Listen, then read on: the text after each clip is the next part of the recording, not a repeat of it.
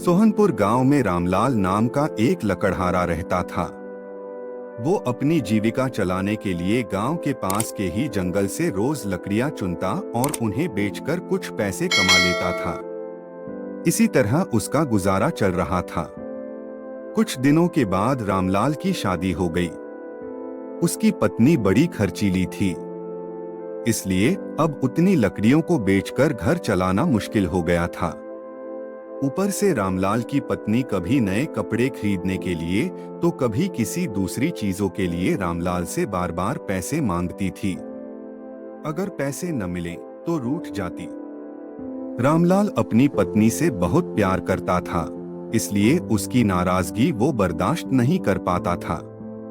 रामलाल ने ठान लिया कि वो अब ज्यादा लकड़ियां इकट्ठा करके बेचेगा, ताकि उसकी पत्नी को रोज रोज पैसों की कमी न हो।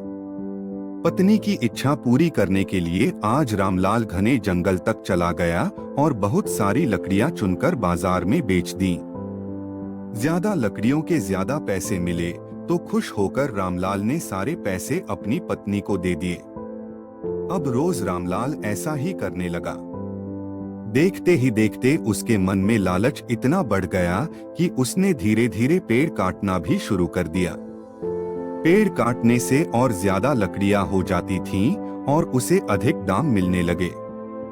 लकड़हारा हर हफ्ते एक पेड़ काटता और लकड़ियां बेचकर मिलने वाले पैसों से अपनी पत्नी के शौक पूरे करता। अब पैसे ज्यादा आ रहे थे तो घर भी अच्छे से चल रहा था। धीरे धीरे रामलाल ने पैसों को जुए में लगाना शुरू कर दिया। जुआ खेलने की लत ऐसी लगी कि रामलाल एक मोटी रकम इसमें हार गया।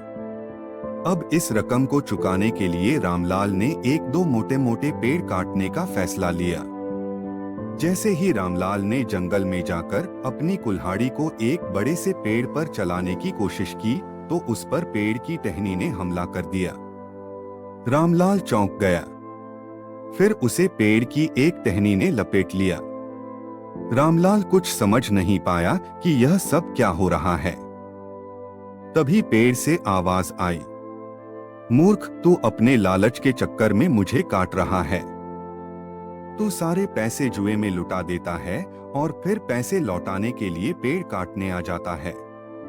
तुझे पता है कि पेड़ कितने कीमती होते हैं। हमारे अंदर भी जान बसती है और हम तुम इंसानों को जीने के लिए हवा, धूप में छाया और भूख को शांत करने के लिए फल देते हैं। लेकिन तू अपने स्वार्थ के लिए हमें ही काट रहा है। पेड़ ने कहा, आज तू रुक, यही कुल्हाड़ी मैं अब तेरे ऊपर चलाऊंगी। पेड़ की टहनी कुल्हाड़ी से रामलाल पर वार करने ही वाली थी कि वह गिड़गिड़ाने लगा।